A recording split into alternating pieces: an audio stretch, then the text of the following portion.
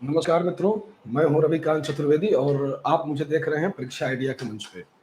पूर्व में इतिहास को लेकर हमारी बात हुई थी। हम ऐतिहासिक यात्रा अपने पाठ्यक्रम की चर्चा के साथ शुरू किए थे कि हमारे पाठ्यक्रम में क्या क्या चीजें शामिल हैं। उसके बाद हम लोगों ने भारतीय इतिहास जानने के स्रोत, साथ ही इतिहास के विभिन्न जो आयाम हैं उनकी चर्चा किए थे। और उसके बाद हम आ गए थे सिंधु घाटी सभ्यता पे, यानी कि इंडस वैली सिविलाइजेशन पे। हमने बताया था कि ये आद्य ऐतिहासिक विषय है।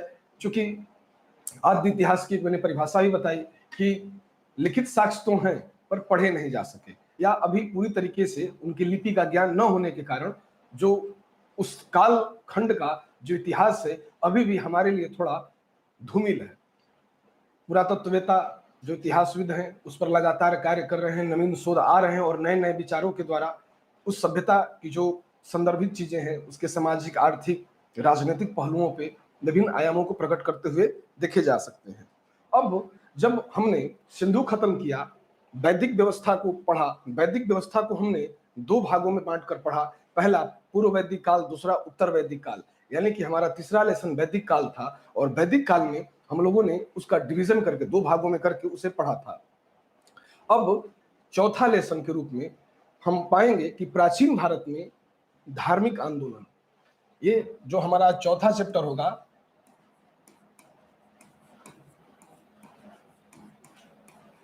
प्राचीन भारत में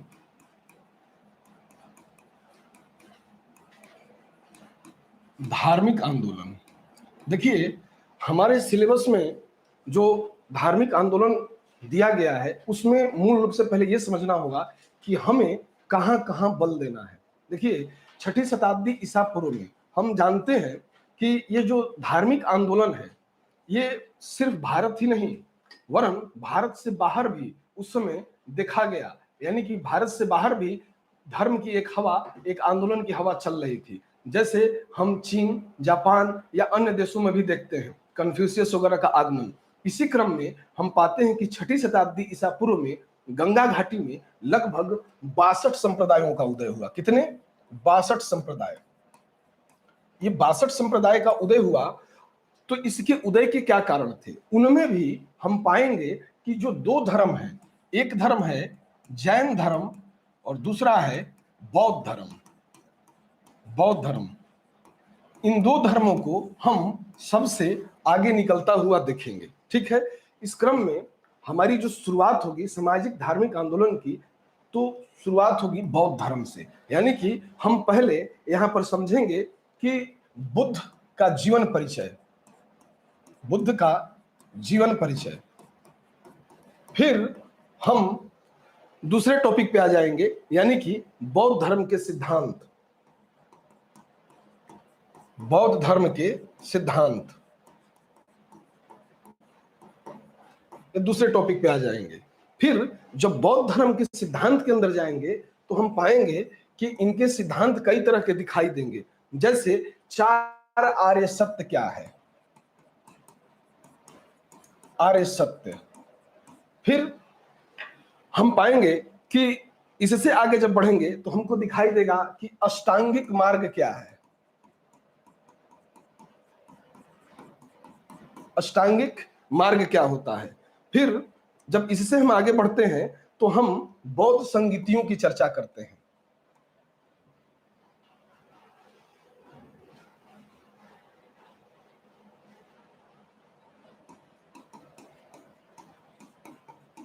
संगीति, बौद्ध संगीति कहां, कब, कितनी बार आयोजित की गई।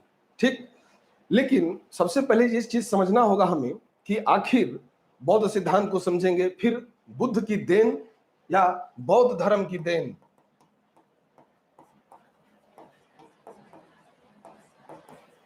बौद्ध धर्म की देन।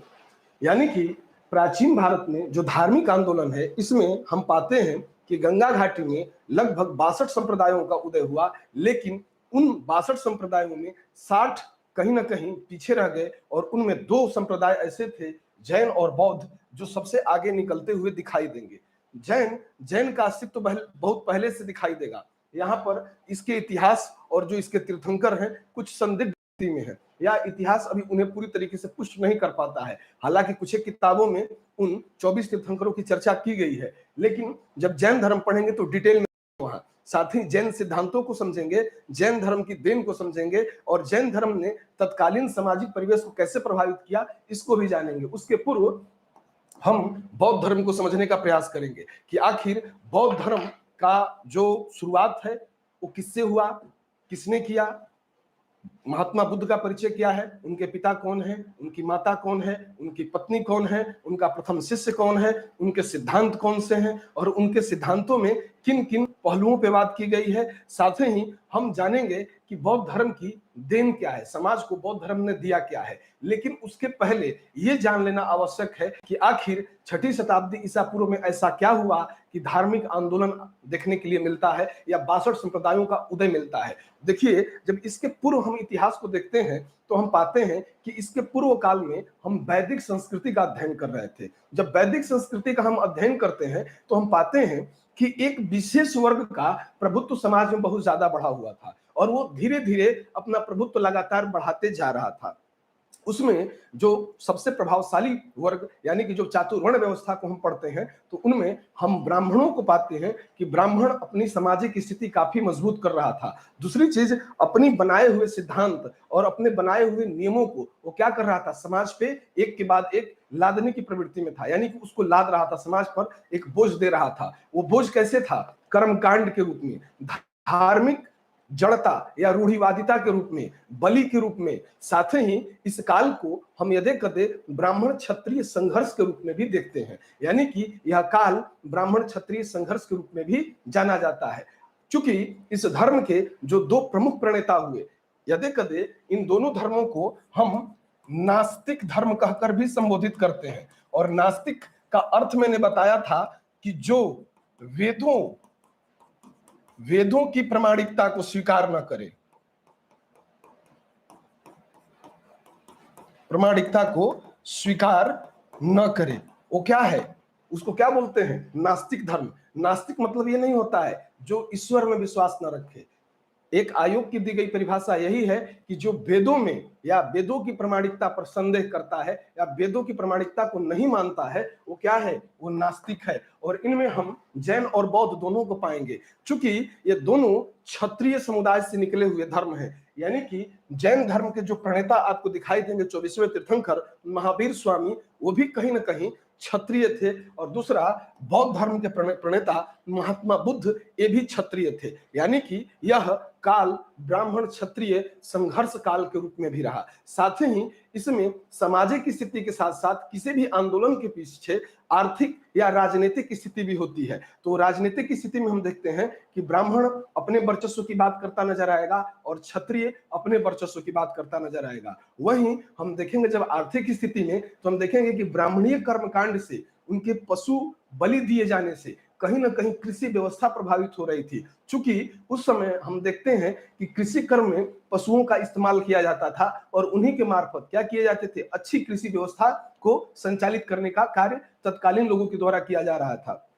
पशुओं की बलि के कारण कृषि की जो व्यवस्था थी वो प्रभावित होने लगी। दूसरा चीज हम पाएंगे कि कृषि व्यवस्था में एक अन्य संसाधन या धातु जो कि कृषि में एक क्रांति का कार्य कर रहा था, वो था लौह धातु का भरपूर प्रयोग। यानी कि लोहे का प्रयोग जब कृषि व्यवस्था में आया तो कृषि व्यवस्था में क्या हुआ, अचानक उछाल आ गया। इस चीज को भी हम समझेंगे। साथ ही हम यह भी देखेंगे कि जो धार्मिक आंदोलन है, ये धार्मिक आंदोलन पहले कुछ क्षेत्र विशेष से शुरू होता है और धीरे धीरे ये संपूर्ण भारत को अपने चपेटे में लेना शुरू कर देता है या अपने अंतर्गत आच्छादित करना शुरू कर देता है। ठीक, तो आते हैं सबसे पहले बौद्ध धर्म की बात करते हैं। उसके अलावा जो अन्य संप्रदाय हैं, साथ ही पहले बौद्ध की चर्चा करेंगे, फिर जैन की चर्चा करेंगे। उसके अलावा जैसे कि अजीत केस काम्बलिन के द्वारा चलाया हुआ धर्म या आजीवक संप्रदाय या चारवाक संप्रदाय, हम इनकी भी बात करेंगे, यानी कि जो छोटे छोटे संप्रदाय हैं उनकी भी बात करेंगे। लेकिन सबसे पहले हम शुरू करते हैं बुद्ध को, यानी कि इनको हटाते हैं और सीधा हम पहले बुद्ध पे आते हैं कि सबसे पहले बौद्ध धर्म की चर्चा करते हैं कि आखिर बौद्ध धर्म किस तरीके का दिखाई दे रहा है हमें, या बौद्ध धर्म से क्या हम सीख रहे हैं। सबसे पहले आते हैं बौद्ध धर्म पे।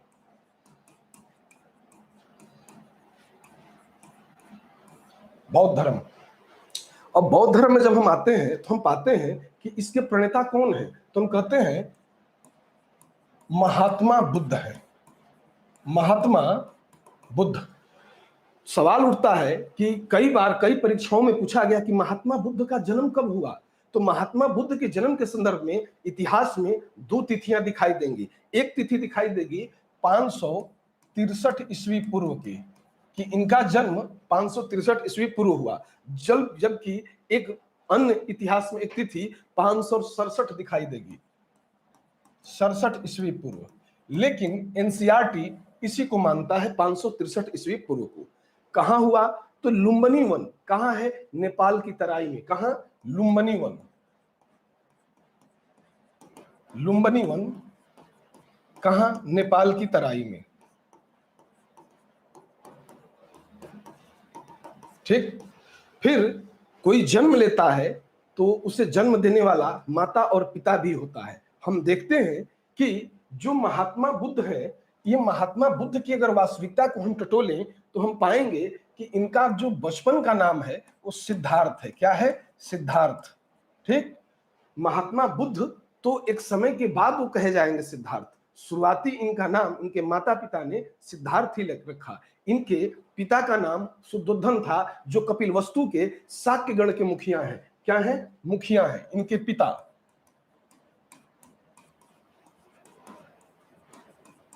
शुद्धोधन शाक्यगण के मुखिया।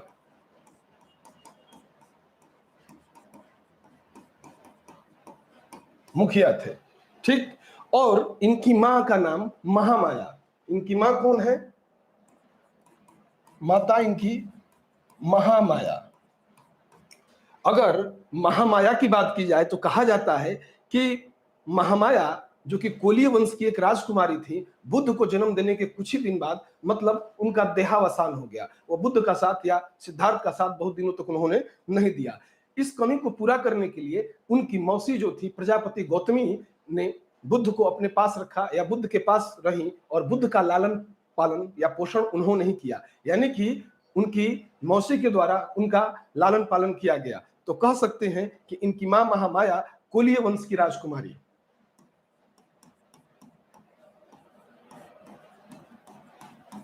कोलीय वंश की राजकुमारी। ठीक है। अब देखिए, इतना डिटेल में दे रहा हूं इसलिए कि इनके पिता को कई बार पूछ चुका है किस गणराज्य के थे, उसको पूछ चुका है कि किस गणराज्य के मुखिया हैं। उनकी मां महामाया जो कुलीय वंश की राजकुमारी है, इनके बारे में भी पूछ चुका है। साथ ही इनके जन्म को भी कई बार पूछ चुका है, कब हुआ और कहां हुआ, दोनों बातें परीक्षा में पूछी गई हैं। अब इससे आगे हम देखेंगे तो हम पाएंगे कि जो ये महामाया जो कुलीय वंश की राजकुमारी है, इनका जो निकटवर्ती संबंधी है उस समय, यानी 6ठी शताब्दी ईसा पूर्व की बात मैं कर रहा हूं, उस समय मगध में एक राजवंश स्थापित हो चुका है, हर्यक वंश। यानी कि हम पाएंगे कि हर्यक वंश के बिंबिसार बिंबिसार व अजातशत्रु इन दोनों से महामाया के निकटवर्ती संबंध बताए गए हैं। यानी कि जो हर्यक वंश के बिंबिसार और अजातशत्रु थे, वो कहीं ना कहीं इनके रिलेशन में आते थे या इनके रिश्तेदार लगते थे, ऐसा प्रतीत होता है। क्योंकि जब महात्मा बुद्ध का देहावसान होगा, जब वो महापरिनिर्वाण को प्राप्त होंगे, उनका जब दैहिक अवशेष होगा, तो उनके दैहिक अवशेषों का उनकी मृत्यु के बाद कुछ लोगों में बंटवारा किया जाएगा। उसमें अजातशत्रु भी उनके अस्थि अवशेषों को प्राप्त करने का प्रयास करेगा और कहेगा अहम अपो क्षत्रिय भगवपि क्षत्रिय, यानी भगवान भी क्षत्रिय हैं और मैं भी क्षत्रिय हूं, इस कारण उनके अस्थि अवशेष में मुझे भी हिस्सा चाहिए। ठीक। अब आगे बढ़ते हैं तो देखते हैं, अपने पीपीटी पर चलते हैं कि वहां पर हमने कौन कौन सूचनाएं रखी हैं। दूसरी चीज, अब जब हमने जान लिया कि महात्मा बुद्ध का जन्म, उनके माता उनके पिता के परिचय के, अब इसके बाद एक अन्य यहां पे टॉपिक बचता है कि इनका पालन पोषण इनकी मौसी प्रजापति गौतमी द्वारा किया गया। और ध्यान रखिएगा यहां पर एक चीज कि बुद्ध धर्म में प्रविष्ट होने वाली या बौद्ध धर्म में दीक्षा लेने वाली पहली महिला के रूप में भी प्रजापति गौतमी ही है।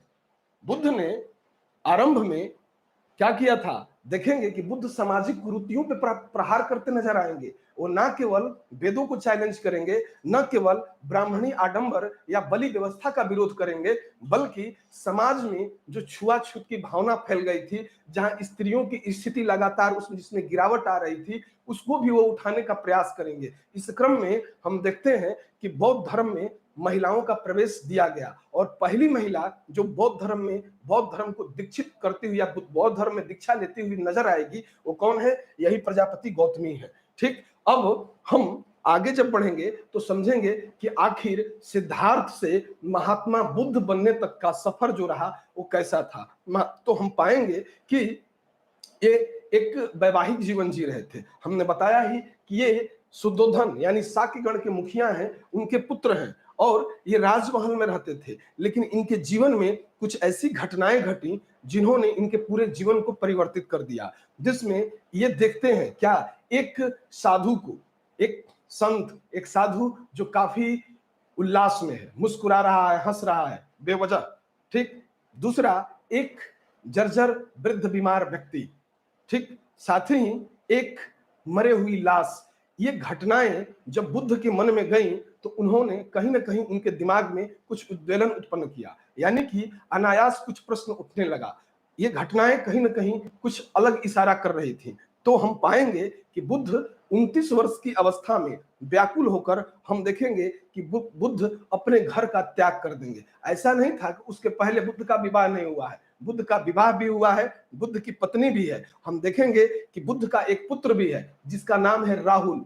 क्या नाम है? राहुल। और 29 वर्ष की अवस्था में बुद्ध के द्वारा गृह त्याग किया जाता है। इसी घटना को बुद्धों के इतिहास में या बौद्ध धर्म के इतिहास में उसे महाभिनिष्क्रमण कहा गया, या उस घटना को महाभिनिष्क्रमण कहकर संबोधित किया गया।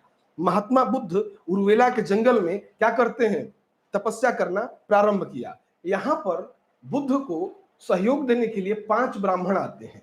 एक ब्राह्मण है कौंडिन्य, एक है भादवीय, वापह, असजी और आंज, यानी कि कौंडिन्य, भादवीय, वापह, असजी और आंज, यानी कि ये 5 ब्राह्मणों के साथ तपस्या किए। लेकिन इनकी तपस्या और इनकी दिनचर्या, जो इनकी स्थिति थी, उनके जो प्रार्थना का क्रम था, उससे बुद्ध प्रभावित नहीं हुए। यानी कि बुद्ध को लगा कि ऐसे तो कुछ नहीं हो सकता है। फिर बुद्ध अब दूसरी तरफ रुख करते हुए नजर आएंगे।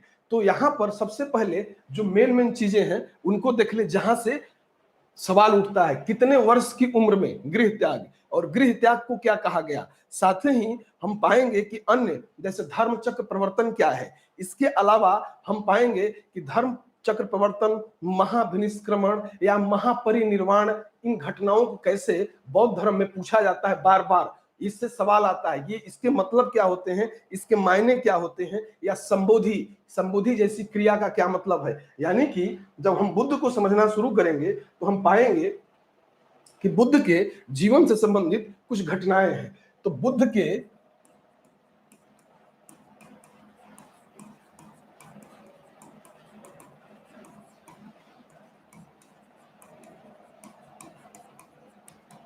जैसे उनके द्वारा किया गया गृह त्याग, महाभिनिष्क्रमण। ठीक, साथ ही हम देखेंगे कि गृह त्याग जब 29 वर्ष की अवस्था में किया उसे महाभिनिष्क्रमण कहा गया। उसके अलावा एक अन्य चीज संबोधि क्या होता है। फिर धर्म चक्र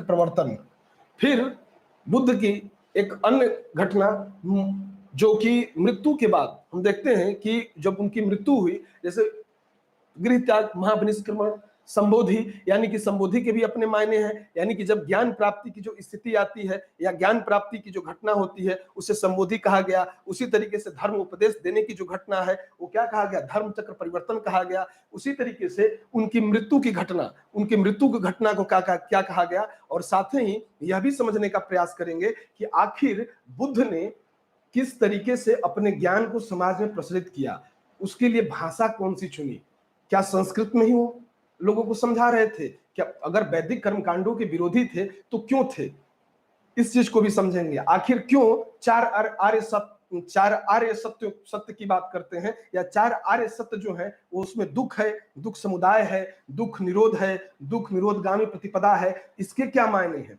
जो उनके सिद्धांतों में जो अष्टांगिक मार्ग है उसकी क्या उपयोगिता है, इन सारी चीजों को समझेंगे। और लास्ट में महापरिनिर्वाण, जो उनकी मृत्यु को कहा जाता है, वहां तक आएंगे। ये सारे टर्म आपको एक के बाद एक देखने के लिए बुद्ध में मिलेंगे। और ये पूछे जाते हैं कि महाविनिष्क्रमण का क्या तात्पर्य है, संबोधि का क्या मतलब होता है, धर्म चक्र परिवर्तन के क्या मायने हैं, महापरिनिर्वाण के क्या मायने हैं, यानी कि एक के बाद एक टर्म को हम समझना शुरू करेंगे। अब आते हैं अपने पीपीटी पे, देखते हैं कि वहां कौन कौन की सामग्री बुद्ध से संबंधित दी गई है। ठीक है, साथ ही नोटबुक पे भी रहेंगे। अब आ जाते हैं वहां।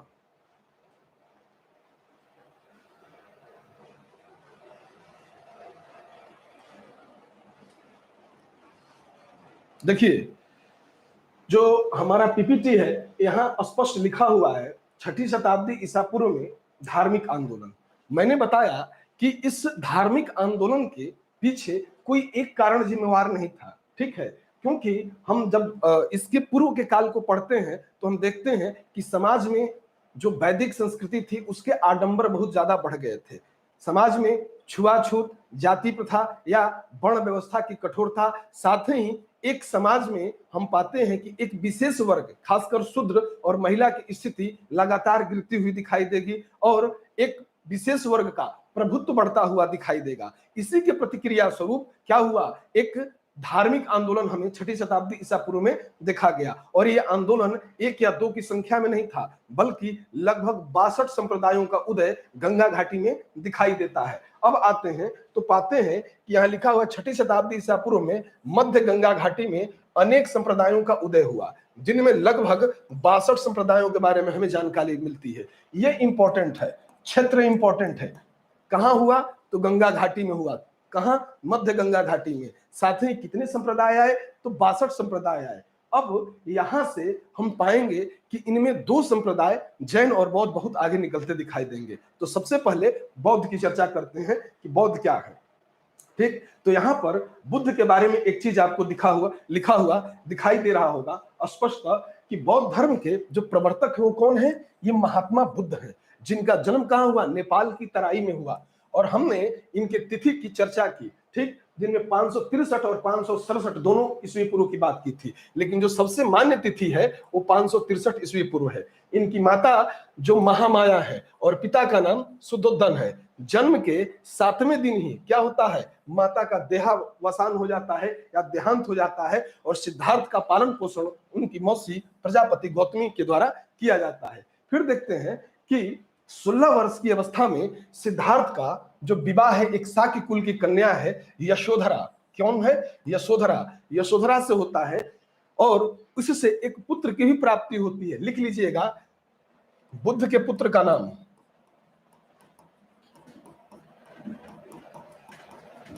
राहुल, और राहुल का अर्थ होता है रास्ते का कांटा। ठीक है, साथ ही यशोधरा को अन्य बौद्ध ग्रंथों में बुद्ध की पत्नी के रूप में अन्य नामों से भी संबोधित किया गया, जिसमें हम पाते हैं बिंबा, गोपा और भदकछना। यानी कि यशोधरा यानी कि बुद्ध की पत्नी के लिए बौद्ध ग्रंथों में 3 अन्य नाम भी मिलते हैं, जिसमें बिंबा, गोपा और भदकछना का नाम लिया जा सकता है। पुत्र का नाम राहुल है और बाद में यह भी बौद्ध धर्म में ही दिखाई देंगे। अब सिद्धार्थ की यशोधरा से एक पुत्र उत्पन्न हुआ, यहां दिया गया है नाम राहुल था। ठीक है, सांसारिक समस्याओं से व्यथित होकर 29 वर्ष की अवस्थाओं में क्या किया, इन्होंने गृह त्याग किया। और सांसारिक जो चीजें उनको व्यथित करने वाली थी वो थी क्या, तो मैंने कहा एक वृद्ध जर्जर व्यक्ति, एक साधु,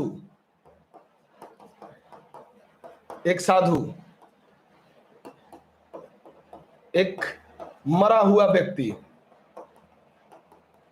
ठीक, ये 2-3 घटनाएं थी जिस यही सांसारिक घटनाओं ने बुद्ध को क्या किया, गृह त्याग करने पर मजबूर कर दिया। और जो गृह त्याग की घटना हुई बुद्ध के जीवन में, इसे ही बौद्ध ग्रंथों में महाभिनिष्क्रमण कहकर संबोधित किया गया है। ये बहुत ज्यादा इंपॉर्टेंट है। किसी भी परीक्षा में यही पूछता है कि महाभिनिष्क्रमण क्या है, या महापरिनिर्वाण क्या है, या उपोष्ठ की प्रक्रिया क्या है, या धर्म चक्र प्रवर्तन क्या है। ये सब अक्सर पूछा जाता है बुद्ध से रिलेटेड। इसको ध्यान रखिएगा, इनके आरंभिक जीवन में ही बहुत सारी चीजें छिपी हुई हैं। ठीक है, तो उनका गृह त्याग कितने वर्ष की अवस्था में, 29 वर्ष की अवस्था में, और क्या कहलाया, महाभिनिष्क्रमण कहलाया। अब जब इससे आगे हम बढ़ते हैं तो हम पाते हैं कि गृह त्याग के उपरांत सिद्धार्थ जो है वो कहां जाते हैं, सिद्धार्थ अनोमा नदी के तट पर जाते हैं, जहां पर वो अपना सिर मुड़वाकर एक भिक्षु का कसाय वस्त्र धारण कर लेते हैं। कसाय वस्त्र धारण किया जाता है। जब गृह त्याग किया तो अर्धरात्रि को किया, सब लोग सो रहे थे और घर छोड़कर निकल गए। इनके साथ एक इनका घोड़ा और उसका सारथी जो था, घोड़े का नाम कंथक और सारथी का नाम छंदक दिखाई पड़ता है अध्ययन में। आगे जब बढ़ते हैं तो पाते हैं 7 वर्ष तक वे ज्ञान की खोज में इधर उधर भटकते दिखाई देंगे। और सर्वप्रथम वैशाली के समीप अलार कलाम, जो कि सांख्य दर्शन के आचार्य हैं, इनसे मिलते हैं। अलार कलाम से देखिए, गंगा घाटी में जिन 62 संप्रदायों की बात की गई थी, उनमें जो सांख्य दर्शन के अलार कलाम है, ये भी उसी से संबंधित है। आगे रुद्रक रामपुत नामक एक सन्यासी के आश्रम में आए और इसके उपरांत वे उरुवेला के लिए प्रस्थान किए। ठीक, तो बोध गया का जो प्राचीन नाम है उसे ही उरुवेला कहा गया है। ठीक है, ध्यान रखिएगा कि बोध गया के लिए उन्होंने प्रस्थान किया, जहां उन्हें कौंडिन्य आदि 5 साधक मिलते हैं। तो कौंडिन्य ही नहीं, कौंडिन्य, भादवीय, वापह, असजी और आंज, ये 5 लोग इनको मिलते हैं। ठीक, यानी कि इनका क्रम देखिए कि सबसे पहले किससे मिल रहे हैं, तो सांख्य दर्शन के एक आचार्य हैं अलार कलाम। अलार कलाम ने ही बुद्ध के जन्म से पहले इनके पिता शुद्धोधन को बताया था कि आपका पुत्र या तो एक बहुत बड़ा सन्यासी होगा या एक चक्रवर्ती सम्राट होगा। जिसने भविष्यवाणी की थी वो अलार कलाम ही थे। और ये किस दर्शन से जुड़े हुए हैं, सांख्य दर्शन से। बाद में रुद्रग्रामपुत जैसे मिलते हैं और वहां से भी आगे बढ़ते हुए कहां आते हैं, उर्वेला यानी कि बोध गया आते हैं, और वहां पर कौंडिन्य सहित 5 साधकों से उनकी मित्रता होती है। लेकिन हम पाएंगे कि वहां पर 6 वर्ष तक अथक परिश्रम और घोर तपस्या के बाद लगभग 35 वर्ष की आयु में बैसाख पूर्णिमा के दिन, देखिए ये तिथि याद रखिएगा, बैसाख पूर्णिमा के दिन क्या होता है, एक रात पीपल जानते होंगे सभी लोग, बट वृक्ष जिसको कहते हैं पीपल के नीचे कौन सी नदी है, पुनपुन या निरंजना नदी कहते हैं इसे। ठीक है, ध्यान रखिएगा, बैसाख पूर्णिमा तिथि सबसे इंपॉर्टेंट है।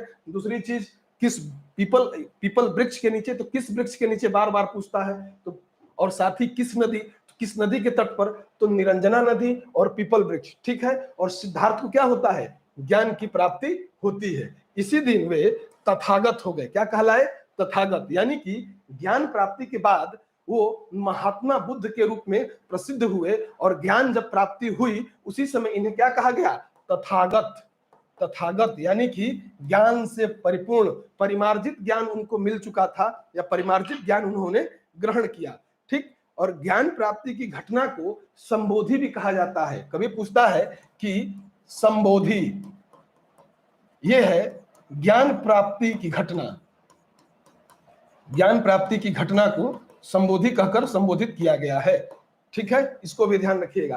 तो यहां पर संबोधि की घटना हुई और संबोधि की घटना घटित होने के बाद बुद्ध को तथागत कहा गया, यानी कि ज्ञान से परिपूर्ण, यानी ज्ञान पुंज के रूप में हो गए। फिर जब हम आगे बढ़ते हैं तो हम पाते हैं कि बुद्ध उर्वेला से यानी कि बोध गया से। यहां पर ध्यान रखिएगा कि उर्वेला जो नाम आ रहा है ये किसके लिए आ रहा है, तो हम जानेंगे कि उर्वेला जो नाम है ये किसके लिए है, गया के लिए है। आज भी गया किस नदी के किनारे है, निरंजना या पुनपुन के ही किनारे है। कभी बोध गया बिहार में जाने का मौका मिले तो आप घूम के आइए। और बीपीएससी वालों के लिए सबसे ज्यादा इंपॉर्टेंट टॉपिक रहता है महात्मा बुद्ध, बहुत ज्यादा ध्यान रखिएगा। अब उर्वेला से वो सारनाथ की तरफ बढ़ते हैं। सारनाथ वर्तमान में वाराणसी के जस्ट समीप यानी कि बनारस के जस्ट बगल में एक जगह है सारनाथ। सारनाथ का जो प्राचीन नाम है वो है ऋषिप्रतन या मृगदाव। यही आए और वहां पर उन्होंने उन 5 सन्यासियों को अपना प्रथम उपदेश दिया जो उनके साथ क्या कर रहे थे, बोध गया में तपस्या कर रहे थे।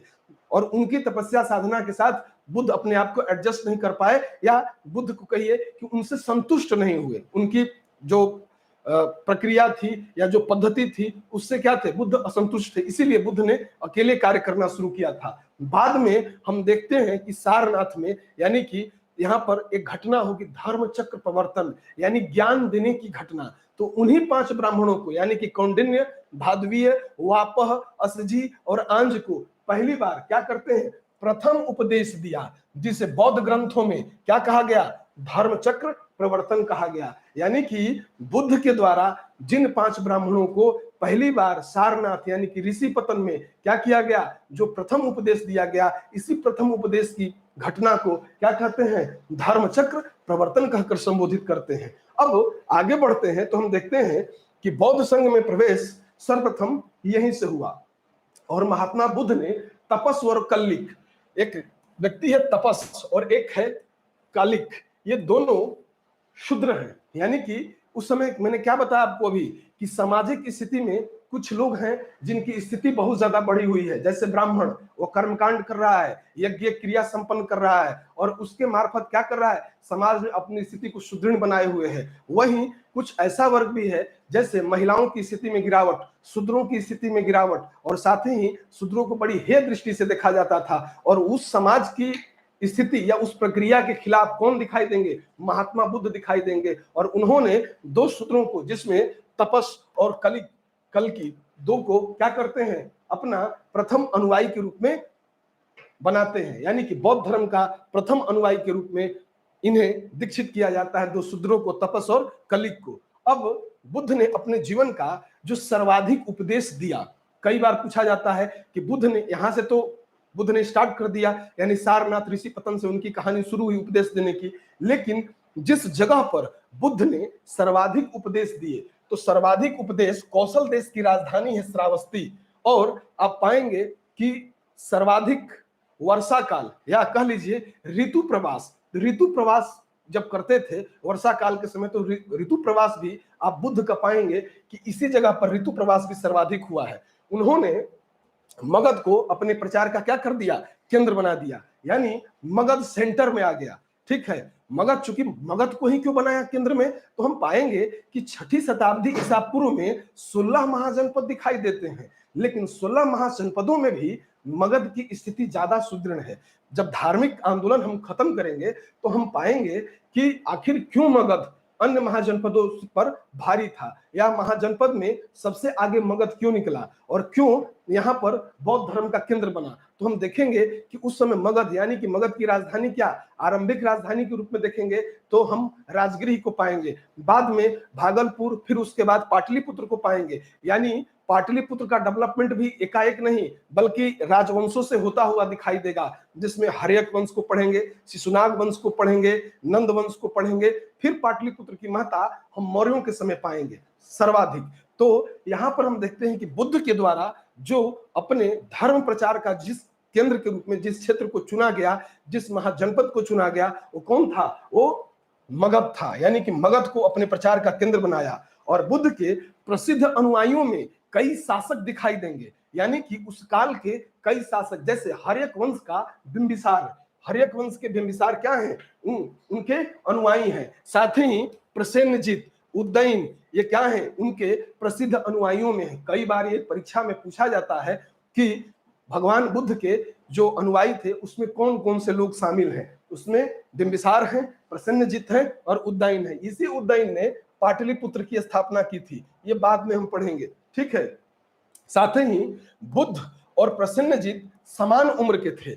यहाँ पे इसलिए लिखा गया है कि ये यूपी पीसीएस पूछ चुका है कि बुद्ध के ये उम्र का या उसी वही उम्र का कौन सा राजा था, तो कौन था? प्रसन्नजित था, उन्हीं के समान उम्र के थे। साथ ही उनके अनुयायी कौन थे? तो बिंबिसार थे, उदयन थे और प्रसन्नजित भी उनके क्या थे? अनुयायी थे। अब आगे बढ़ते हैं। अब और साथ ही यहाँ यह भी समझेंगे कि बौद्ध धर्म के आगे निकलने में हम पाएंगे कि जो तत्कालीन जो राजा थे उन्होंने कैसे बुद्ध को सहयोग दिया, कैसे उन्हें आगे बढ़ाने में मदद किया। यानी कि उस समय के जो शासक थे उसके द्वारा बौद्ध धर्म ग्रहण किया गया, इससे बौद्ध धर्म को क्या हुआ? प्रश्रय मिला और उससे आम जन भी प्रभावित हुए होंगे। अब आगे बढ़ते हैं तो हम देखते हैं कि जो बुद्ध के प्रधान शिष्य हैं, चूंकि बुद्ध अब बौद्ध धर्म में दीक्षित करने लगे लोगों को, तो उनके शिष्यों की संख्या अब लगातार बढ़ने लगी। उसमें एक प्रधान शिष्य के रूप में उपाली और आनंद, आनंद या उपाली का नाम आता है। साथ ही हम यह भी जानते हैं कि सारनाथ में ही एक बौद्ध संघ की स्थापना हुई। ठीक, ये पूछा जा सकता है, इंपॉर्टेंट है यूपीपीसीएस के लिए कि कहां बौद्ध संघ की स्थापना की गई, तो कहां की गई थी? सारनाथ में। और महात्मा बुद्ध अपने जीवन के अंतिम पड़ाव में जब पहुंचे तो इन्होंने हिरणावती नदी के तट पर स्थित कुशीनारा, कुशीनारा ये भी उत्तर प्रदेश का ही एरिया है, आप बढ़ेंगे गोरखपुर से आगे तो आपको दिखाई देगा कुशीनारा या कुशीनगर, जहां उन्होंने 483 ईस्वी पूर्व में 80 वर्ष की अवस्था में क्या किया? अपना प्राण त्याग दिया या मृत्यु हो गई। और इसी मृत्यु को या इस घटना को बौद्ध परंपरा में क्या कहा गया? महापरिनिर्वाण कहा गया। क्या कहा गया? महापरिनिर्वाण। तो यहां पर आप कुछ टर्म से परिचित हुए बुद्ध के सामान्य जीवन में, जहां पे जैसे कि बुद्ध का प्रथम उपदेश, सर्वाधिक उपदेश कहां दिए बुद्ध ने, बुद्ध के जीवन से संबंधित जो घटना है यानी कि महाभिनिष्क्रमण क्या है, या फिर हमने जाना कि बुद्ध ने जो तथागत कहलाए तो कब कहलाए, किस नदी के किनारे उन्हें ज्ञान की प्राप्ति हुई, किस जगह हुई, प्रथम उपदेश कहां दिया, किसको प्रथम उपदेश दिया, ये सारी चीजें प्रश्न की प्रकृति होते हैं और ये परीक्षाओं में पूछे गए हैं। आप एक बार प्रीवियस ईयर क्वेश्चन पेपर उठाएंगे तो आप पाएंगे कि इस तरीके के सवाल किए गए हैं और आगे भी आने की संभावना है, यानी कि प्रोएबल क्वेश्चन के रूप में भी है। अब इससे आगे बढ़ते हैं तो हम देखते हैं कि बुद्ध के जीवन में जो महापरिनिर्वाण की घटना हुई थी ये सामान्य घटना नहीं थी। क्यों? क्योंकि यहां से बुद्ध ने अपने भौतिक अवशेष का क्या कर दिया? परित्याग कर दिया। और सामान्य व्यक्ति तो है नहीं, बुद्ध एक महामानव के रूप में बुद्ध को जाना जाता है। तो महामानव, आखिर मानव से महामानव जो बने और उसके पीछे का जो कारण है उसको भी जरा समझेंगे। पहले एक चीज समझ लेते हैं यहाँ पर कि इसे बौद्ध परंपरा में महापरिनिर्वाण कहा गया और मृत्यु से पूर्व बुद्ध को पाया गया कि कुशीनगर, यानी कि कुशीनगर में एक परिव्राजक है सुभज्ज, सुभज्ज, उन्होंने उसी को अपना अंतिम उपदेश दिया। ठीक, पहला उपदेश किसको दिया? 5 ब्राह्मणों को, कंडुन्य, भादवीय, वापा, असजी, आंज को। और बुद्ध ने अपना अंतिम उपदेश किया, किसको दिया? तो एक परिव्राजक है सुभज्ज, इसको क्या किया? अपना अंतिम उपदेश किया, दिया। ठीक, और हम देखते हैं कि जब महाभिनिष्क्रमण या महापरिनिर्वाण की घटना होती है तो ध्यान रखिएगा, टर्म को ज्यादा ध्यान रखिएगा कि महाभिनिष्क्रमण क्या है, महापरिनिर्वाण क्या है, दोनों में क्या अंतर है। तो महाभिनिष्क्रमण को हमेशा याद रखिएगा कि गृह त्याग की घटना है और महापरिनिर्वाण यानी कि मृत्यु प्राप्ति को कहा गया है। तो महापरिनिर्वाण के बाद बुद्ध के जो अवशेष थे उसे क्या किया गया? 8 भागों में विभाजित किया गया। यहीं पर अजात शत्रु का उनके अवशेषों का डिमांड करेगा और कहेगा अहम अपो क्षत्रिय भगवपी क्षत्रिय, यानी मैं भी क्षत्रिय हूं और भगवान भी क्षत्रिय हैं, इस नाते उनके अस्थि अवशेषों में मेरा भी हिस्सा है। ठीक, अब इससे आगे बढ़ते हैं तो बुद्ध के सामान्य परिचय से जब आगे चलेंगे तो जो बौद्ध धर्म में जो शिक्षा दी गई है, जो सिद्धांत हैं, उनको समझ लेना आवश्यक है। चूंकि बौद्ध धर्म में उनकी शिक्षा और सिद्धांतों से भी हम देखते हैं कि इस टॉपिक से कई बार सवाल किया गया है। अब हम आगे बढ़ते हैं तो हम देखते हैं कि बौद्ध धर्म में सबसे पहले त्रिरत्न की बात की गई है। ठीक है, तो यहाँ पर ध्यान रखिएगा कि बौद्ध धर्म के त्रिरत्न के क्या शामिल है या किन किन पहलुओं को बौद्ध धर्म के त्रिरत्न में शामिल किया गया है। यहाँ पाएंगे कि बुद्ध, धम्म और संघ, इन 3 को त्रिरत्न कहकर संबोधित किया गया। यानी कि हम देख रहे हैं कि बौद्ध के जो 3 अंग हैं, स्वयं बुद्ध, संघ और धम्म, इनको त्रिरत्न कहकर संबोधित किया गया। कई बार पूछा भी है कि त्रिरत्न में कौन शामिल नहीं है। अब हम देखेंगे कि बौद्ध धर्म में मूलाधार 4 आर्य सत्य हैं। ये 4 आर्य सत्य क्या होते हैं, ठीक है, इन 4 आर्य सत्य के क्या मतलब होते हैं। तो पहला जो आर्य सत्य है वो कहता है दुख। तो दुख क्या है, आर्य सत्य बताया। यानी कि बुद्ध के धर्म में 4 आर्य सत्य को मूल योग था, या कह लीजिए कि बौद्ध धर्म में 4 आर्य सत्य को मूल योग के रूप में जाना गया है, जिन्हें सत्य चतुष्टय भी कहते हैं। इसी 4 आर्य सत्य को सत्य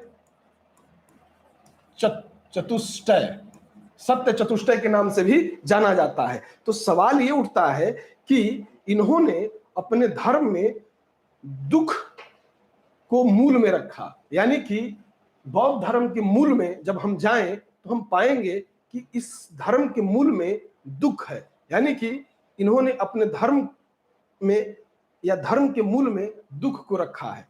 अब दुख को परिभाषित करेंगे 4 आर्य सत्य के द्वारा।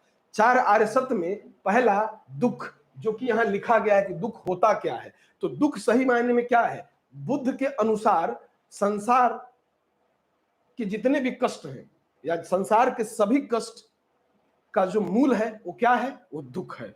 और जरा मरण दुख का सांकेतिक नाम है। यानी कि यहां कहते हैं कि संसार का जो मूल है या सभी कष्टों का मूल दुख है। संसार में सभी कष्टों का मूल दुख है।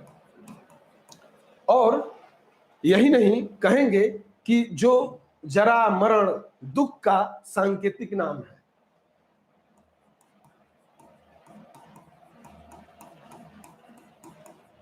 दुख का सांकेतिक नाम है, ठीक है।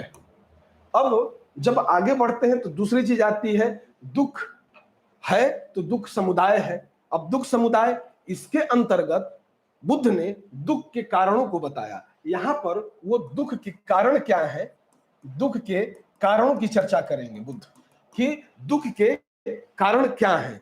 फिर दुख के कारणों की व्याख्या के लिए यहां पर एक नवीन चीज लेके आएंगे, प्रतीत समुत्पाद।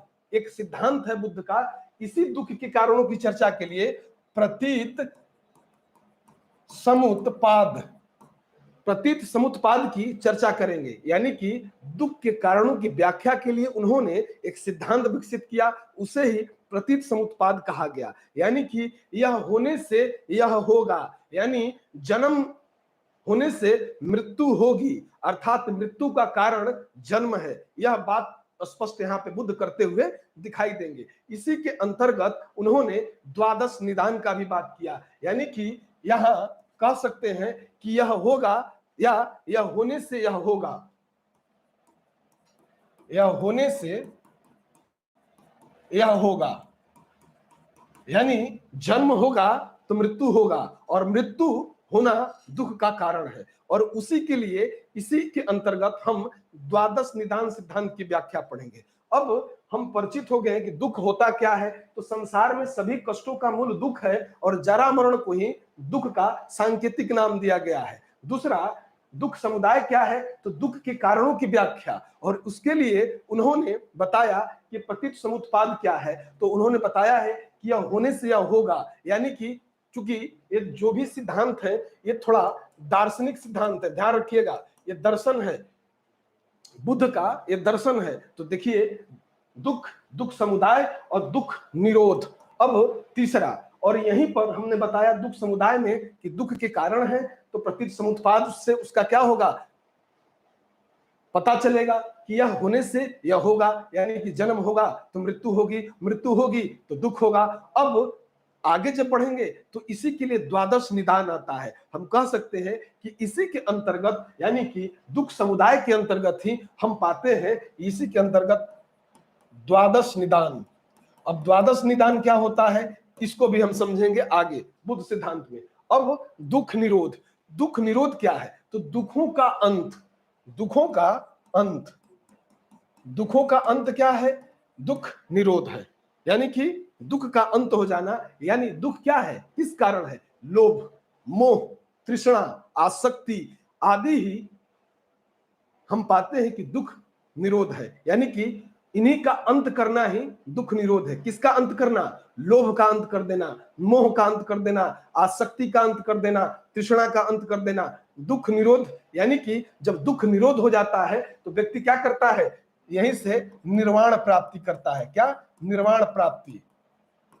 यहीं से वो निर्वाण की प्राप्ति करता है। अब आगे बढ़ते हैं तो अंतिम है चौथा, दुख निरोधगामी प्रतिपदा, यानी दुख निवारक मार्ग, अर्थात यहीं से अष्टांगिक मार्ग। इसके अंतर्गत बुद्ध ने दुखों को दूर करने के लिए 8 मार्ग बताए हैं, जिन्हें अष्टांगिक मार्ग कहा जाता है। तो यहां लिख सकते हैं कि इसके अंतर्गत दुखों को दूर करने के लिए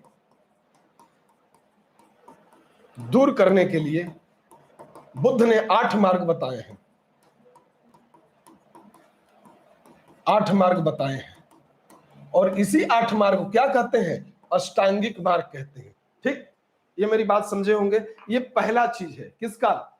इसमें आप देख रहे हैं, किसमें?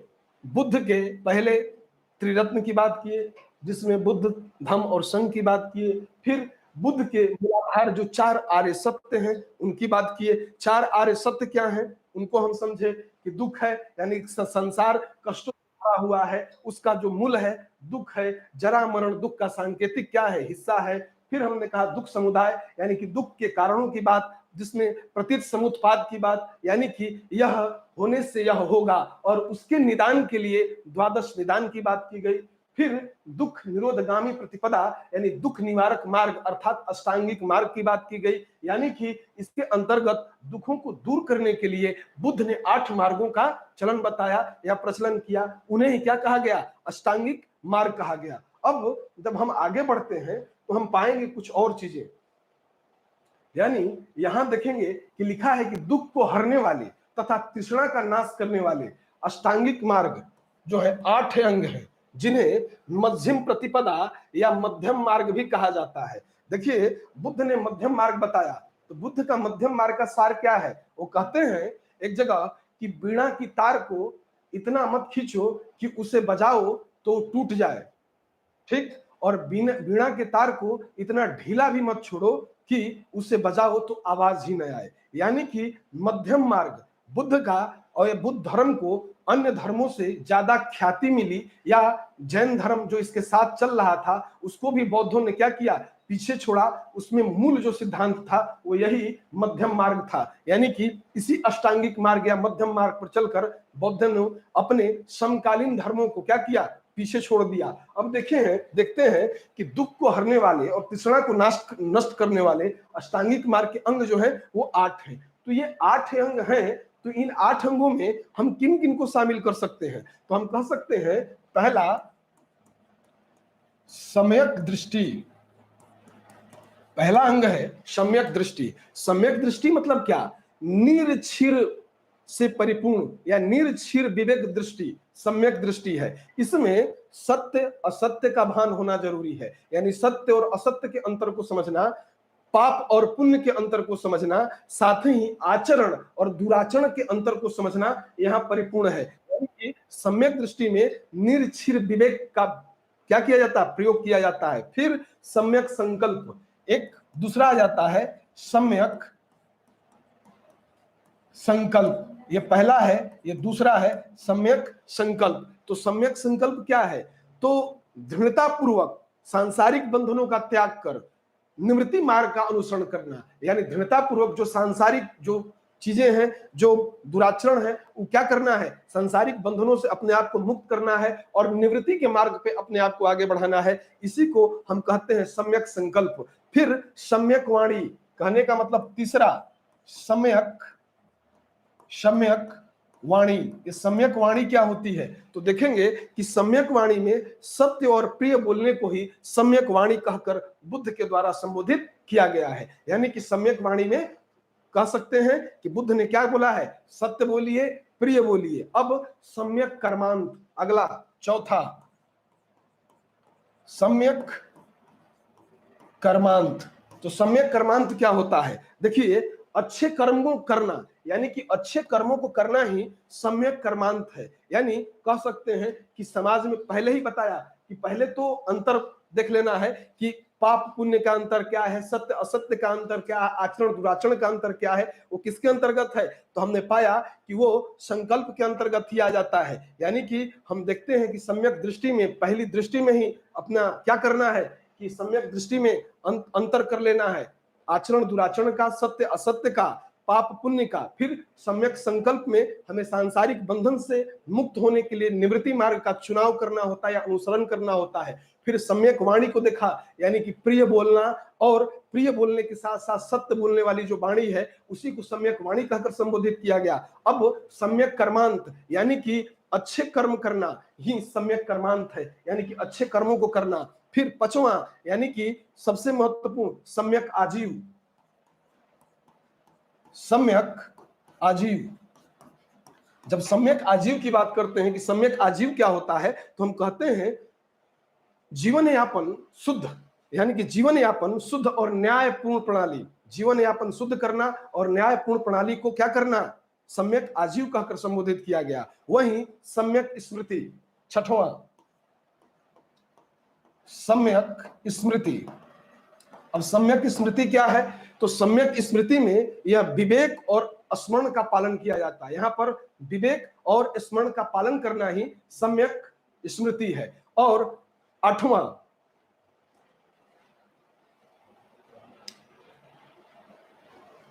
सम्यक व्यायाम, यहां लिख लेते हैं आठवां। सातवां, सम्यक व्यायाम। ठीक है, सम्यक व्यायाम यानी कि दूसरों की भलाई के लिए प्रयत्न करना, ये सम्यक व्यायाम है, दूसरों की भलाई के लिए प्रयत्न करना। और आठवां और सबसे अंतिम, सम्यक समाधि, यानी कि चित्त को एकाग्र करना, यानी चित्त की एकाग्रता ही सम्यक समाधि है। सम्यक समाधि है। ठीक है, ये कभी कभी पूछता है कि सम्यक दृष्टि से क्या तात्पर्य है, सम्यक संकल्प, सम्यक वाणी, सम्यक कर्मांत, सम्यक आजीव, सम्यक स्मृति, सम्यक व्यायाम और सम्यक समाधि। अब आप सबसे वाकिफ हैं कि किनके क्या मायने हैं। ठीक है, अब जब इनसे हम आगे बढ़ते हैं तो हम देखते हैं कि बुद्ध ने जो अष्टांगिक मार्ग बताया है, इसमें इन्होंने ज्ञान, शील और समाधि इनकी व्याख्या की है। यानी कि अगर इनके मूल को देखें तो वहां पर हमें तीन चीजें उभर के दिखाई देंगी, यानी उनके तीन भाग दिखाई देंगे। एक भाग जो ज्ञान से संबंधित है, दूसरा भाग जो शील से संबंधित है, और तीसरा भाग समाधि से संबंधित है। अब इन तीन भागों के अंतर्गत अब हम यहां पर देख लेते हैं जो लिखा गया है। ठीक है, उसी बात को लिखा गया है यहां पर। देखिए कि सम्यक दृष्टि, सम्यक संकल्प, सम्यक दृष्टि, सम्यक संकल्प, सम्यक वाणी, सम्यक कर्मांत, सम्यक आजीव, सम्यक व्यायाम, सम्यक स्मृति, सम्यक समाधि, यानी अष्टांगिक मार्ग यही है। और इन्हीं अष्टांगिक मार्गों को भिक्षुओं का कल्याण मित्र कहकर संबोधित किया गया है। क्या? कल्याण मित्र। ये इंपॉर्टेंट है, कभी भी आ सकता है कि बौद्ध भिक्षुओं का कल्याण मित्र के रूप में किसे जाना जाता है, तो किसे के जाना गया? इन्हीं अष्टांगिक मार्गों को जाना गया। ठीक है, तो अब आप सम्यक समाधि पूछ सकता है कि सम्यक समाधि का मतलब क्या है, तो चित्र को एकाग्र करना ही क्या है? सम्यक समाधि है। अब सम्यक स्मृति क्या है? तो विवेकपूर्ण और स्मरण, विवेकपूर्ण स्मरण ही क्या है? सम्यक स्मृति है। फिर सम्यक व्यायाम क्या है? तो हम जानते हैं कि दूसरों की भलाई के लिए किया जाने वाला जो कार्य है वही सम्यक व्यायाम के रूप में है। सम्यक आजीव क्या है? तो जीवन यापन को क्या करना? शुद्ध करना और न्यायपूर्ण लाना, वो क्या है? तो उसी में हम कहते हैं सम्यक आजीव है। अब इनसे आप परिचित हो चुके हैं, इनके अष्टांगिक मार्ग से। अब आगे बढ़ते हैं तो हम देखते हैं कि बौद्ध धर्म के अनुसार मनुष्य के जीवन का परम लक्ष्य क्या है। चूंकि इनके सिद्धांत तो बहुत ज्यादा हैं। ठीक है, जब हम आगे पढ़ेंगे तो हम यह भी पाएंगे कि अष्टांगिक मार्गों को तीन भागों में बांटा गया, जो कि मैंने ऊपर कहा। कौन कौन भाग था? तो मैंने कहा प्रज्ञा, शील और समाधि। तो प्रज्ञा का भी कुछ अर्थ होता है। प्रज्ञा मतलब इसके अंतर्गत सम्यक दृष्टि और सम्यक संकल्प को रखा गया। अब जैसे यहाँ पे देख लें कि प्रज्ञा का संबंध किससे है, तो याद रखिएगा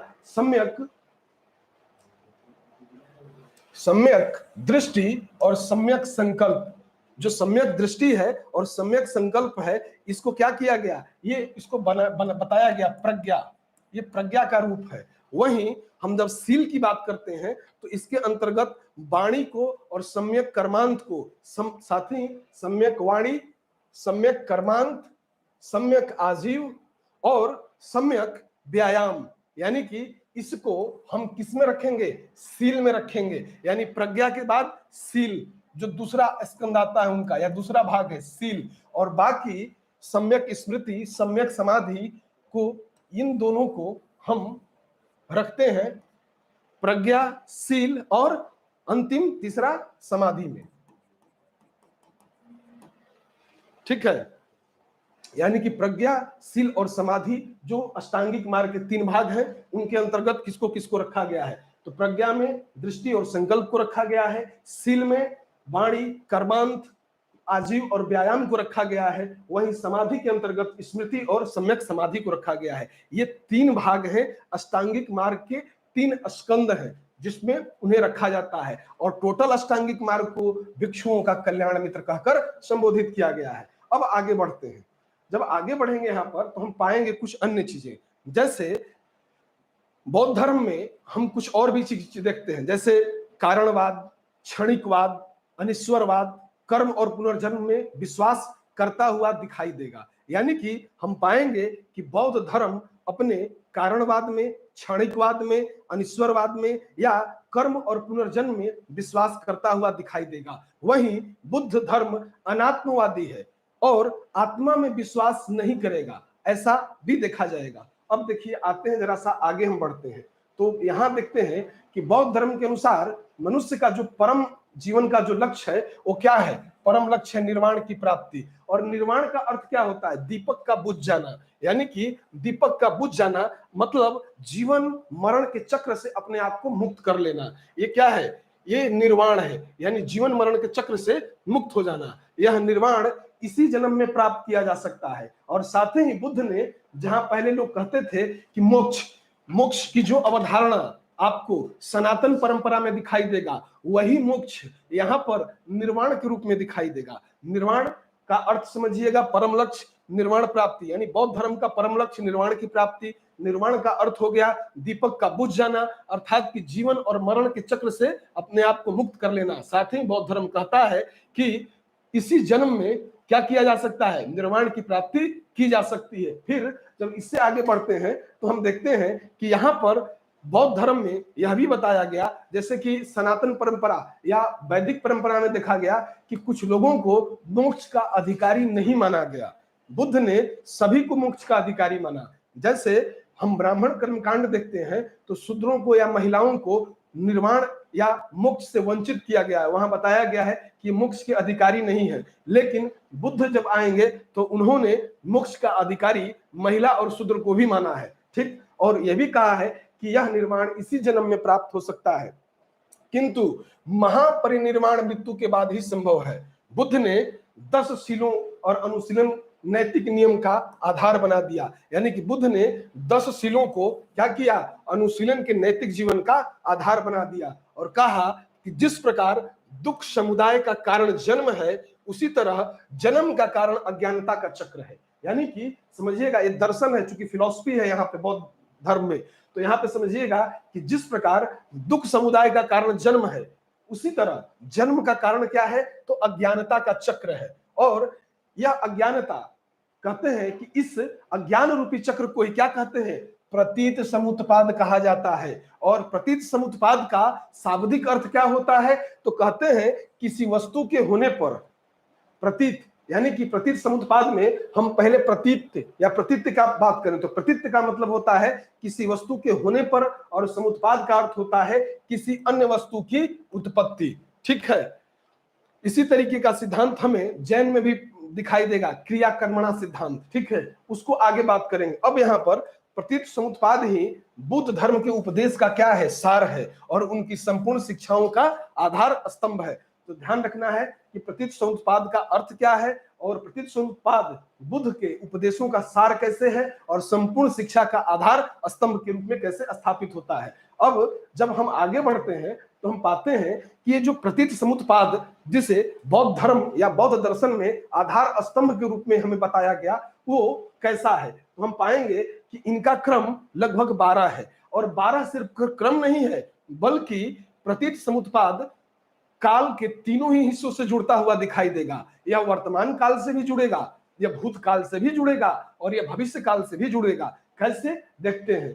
प्रतीत समुत्पाद को 12 क्रम है, जिसे द्वादश निदान कहा गया है। अभी मेरी आपसे बात हो रही थी तो मैंने द्वादश निदान की बात किया था कि द्वादश निदान भी होते हैं, यानी कि जो 12 बुद्ध के द्वारा जो निदान बताए गए हैं वो कौन कौन से हैं। तो देखिए, यहां पर हम देखेंगे कि एक है जाति या जरा मरण, ठीक है, ये भविष्य काल से जुड़ता हुआ दिखाई देगा। अविद्या संस्कार, ये भूतकाल से जुड़ता हुआ दिखाई देगा। और विज्ञान नाम रूप स्पर्श तृष्णा वेदना षडायतन और भव तथा उपादान वर्तमान काल से दिखाई देगा। हम पा रहे हैं कि जहां भविष्य में जाति और जरा मरण की बात की गई, भूतकाल में अविद्या और संस्कार की बात की गई, वहीं वर्तमान में सबसे ज्यादा निदान की बात की गई है। यानी कि यहाँ पर समस्याएं विज्ञान नाम रूप स्पर्श तृष्णा वेदना षडायतन भव और उपादान के रूप में उपस्थित है। यानी कि द्वादश निदान को 3 कालों में विभाजित किया गया है। साथ ही उसमें कौन कौन शामिल है उसका ध्यान रखिएगा, ये कभी आपसे पूछा जा सकता है, ठीक। और यहाँ पर प्रतीत समुत्पाद में ही अन्य सिद्धांत जैसे क्षणभंगवाद या नैरात्मवाद आदि भी समाहित किए गए हैं। बुद्ध का क्षणभंगवाद या नैरात्मवाद भी प्रतीत समुत्पाद में ही दिखाई देगा। अब जब आगे बढ़ते हैं तो हम देखते हैं कि बौद्ध धर्म मूलतः कैसा है, अनिश्वरवादी है। अनिश्वरवादी कहने का मतलब क्या है, वह ईश्वर की सत्ता में विश्वास नहीं करता, लेकिन आत्मा में पुनर्जन्म की बात करता है कि आत्मा का पुनर्जन्म होता है, यानी कि पुनर्जन्म की बात करेगा। लेकिन वास्तव में बुद्ध ने ईश्वर के स्थान पे हम देखे कि मानव प्रतिष्ठा, यानी कि मानव प्रतिष्ठा पर बल दिया, ईश्वर पर बल नहीं दिया। बुद्ध धर्म अनात्मवादी है, इसमें आत्मा की परिकल्पना नहीं की गई, लेकिन पुनर्जन्म में विश्वास की बात किया गया है। यह बहुत ही महत्वपूर्ण लाइन है, ध्यान रखिएगा। इसमें आत्मा की परिकल्पना नहीं की गई, लेकिन पुनर्जन्म में विश्वास ये करता है। यहीं पर बुद्ध और जब शंकराचार्य बाद में आएंगे तो बौद्ध दर्शन का जब खंडन करेंगे, क्योंकि दर्शन में खंडन और मंडन की प्रक्रिया लगातार चलती है, यहीं पर शंकराचार्य के द्वारा इनका खंडन किया जाएगा कि भाई अगर आत्मा की परिकल्पना नहीं की गई तो पुनर्जन्म की कैसे बात किया गया है। ये पॉइंट होगा जहां से आप पढ़िएगा जब शंकराचार्य को अद्वैतवाद को जो कहते हैं कि ब्रह्म सत्यम जगत मिथ्या जीवो ब्रह्मेव नापरः, यानी ब्रह्म सत्य है जगत मिथ्या है और जीव ब्रह्म का ही अंश है, ब्रह्म से इतर नहीं है। तो वहीं पर यहाँ का खंडन करते दिखाई देंगे, किसका, बुद्ध का। कौन, शंकराचार्य। और बुद्ध के दर्शन का बहुत हद तक प्रभाव शंकराचार्य पर भी दिखाई देगा, इसीलिए यदे कदे शंकराचार्य को भी प्रच्छन्न बौद्ध के रूप में जाना जाता है। अब आगे बढ़ते हैं तो देखेंगे कि बौद्ध धर्म ने वर्ण व्यवस्था और जाति प्रथा का विरोध किया। यही नहीं, शूद्रों की स्थिति को आगे ले जाने के लिए बुद्ध ने काफी प्रयास किया। साथ ही बुद्ध ने शूद्र समाज जिस चीज से वंचित था उसको हटाकर मुख्य धारा में लाने का प्रयास किया, और समाज की जो आधी आबादी थी यानी कि महिलाओं को भी बुद्ध ने अपने धर्म में दीक्षित किया और उन्हें भी निर्वाण का अधिकारी माना। अब जब आगे बढ़ते हैं तो देखते हैं कि बौद्ध संघ का दरवाजा हर जाति के लिए खुला था, स्त्री को भी संघ में प्रवेश का अधिकार था, और इस प्रकार वह स्त्रियों के अधिकारों के हिमायती दिखाई देते हैं। कौन, भगवान बुद्ध। यानी कि हम मानते हैं कि भगवान बुद्ध ने जो तत्कालीन समाज में जो 2 वर्ग शूद्र और स्त्री के रूप में दिखाई देता है, जो कि काफी हाशिए पे है, अब क्या है, उसको प्रश्रय देने के लिए भगवान बुद्ध ने क्या किए, कुछ उपाय किए, अपने धार्मिक सिद्धांतों में उन्हें क्या किया, उन्हें जोड़ने का प्रयास किया।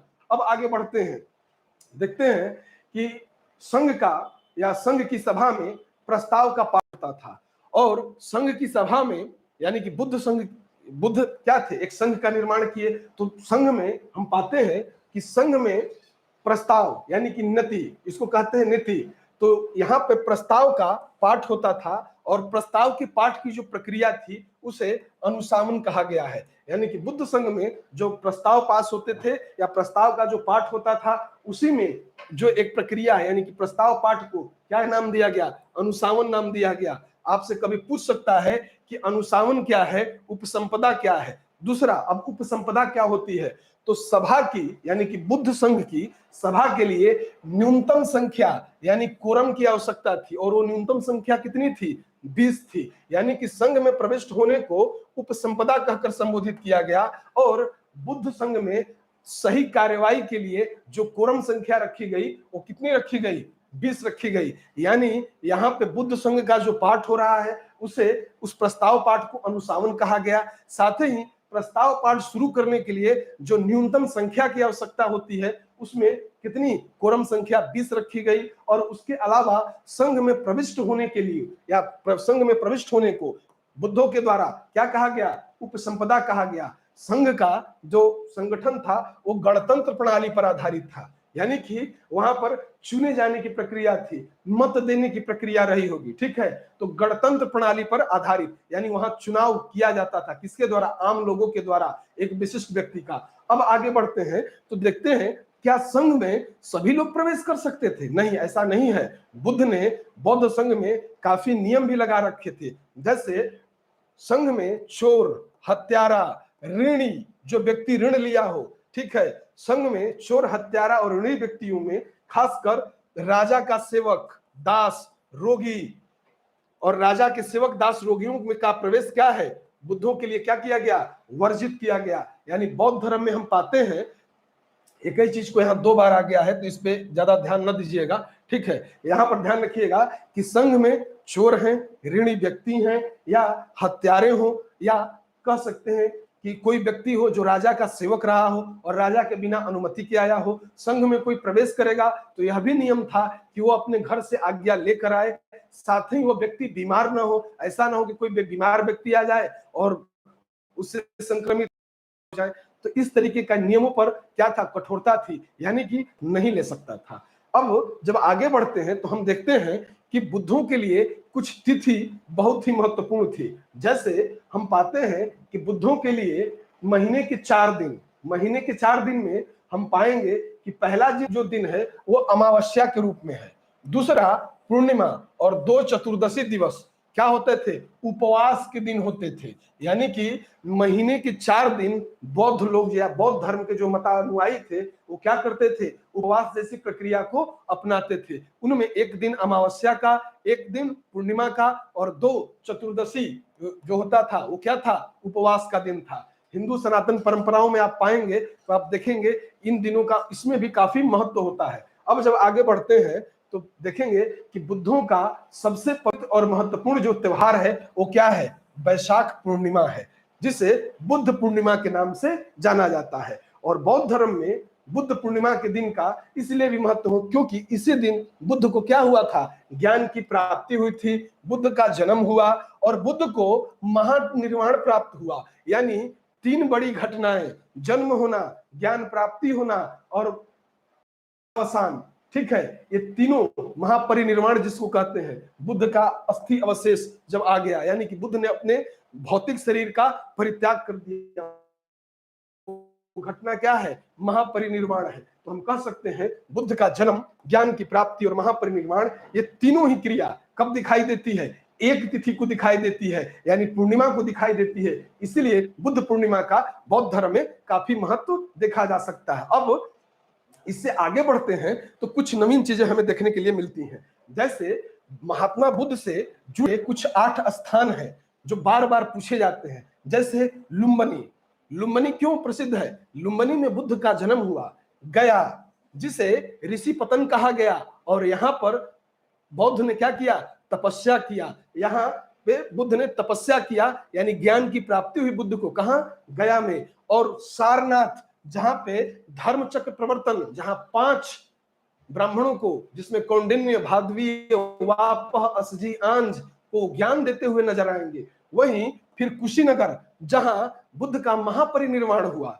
साथ ही श्रावस्ती, जहां पर ऋतु प्रवास बुद्ध ने सर्वाधिक किया श्रावस्ती में, और सर्वाधिक उपदेश श्रावस्ती में दिए। ये स्थान जो बुद्ध के महत्व के लिए, उसी तरीके से संकास्य, राजगृह और वैशाली, ये 8 स्थान जो हैं बुद्ध के महत्व के स्थान हैं। कई बार परीक्षाओं में पूछा जाता है, और इन्हीं 8 स्थानों को बौद्ध ग्रंथों में अष्ट महास्थान कहकर संबोधित किया गया। क्या कहा गया? अष्ट महास्थान नाम से जाना गया। अब देखिए, हम बुद्ध के जीवन से परिचित हो गए, बुद्ध का जो सामान्य जो सिद्धांत है उससे भी हम परिचित हो गए। हम जान गए हैं आप कि 4 आर्य सत्य क्या है, दुख क्या है, दुख समुदाय क्या है, दुख निरोध क्या है, दुख निरोधगामी प्रतिपदा क्या है। फिर अष्टांगिक मार्ग की बात किए कि सम्यक दृष्टि क्या है, सम्यक संकल्प क्या है, सम्यक वाणी क्या है, सम्यक कर्मंत क्या है, सम्यक आजीव क्या है, या सम्यक स्मृति क्या है, या समाधि क्या है। उसके बाद इन 12 को, इन 8 को हमने 3 में बांट दिया, 3 स्कंधों में बांटा, जिसमें प्रज्ञा, शील, समाधि की बात की।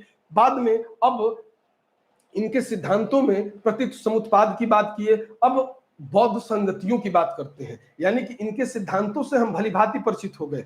ठीक, लेकिन ध्यान रखिएगा कि यहां पर एक चीज समझिएगा, जरा नोटबुक पे आ जाते हैं, कि बुद्ध जो है, जो अपने पूर्व के धर्म हैं उनसे कैसे अलग है। ठीक है, जरा ये भी हम समझ लेते हैं कि बुद्ध जो है अपने पूर्व के जो धर्म, जो सनातन परंपरा है, उससे किससे अलग है। तो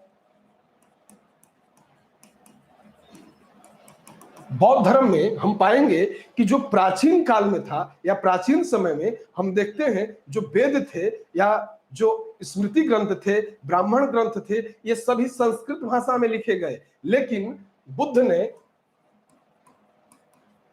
ने अपने दर्शन को प्रचारित करने के लिए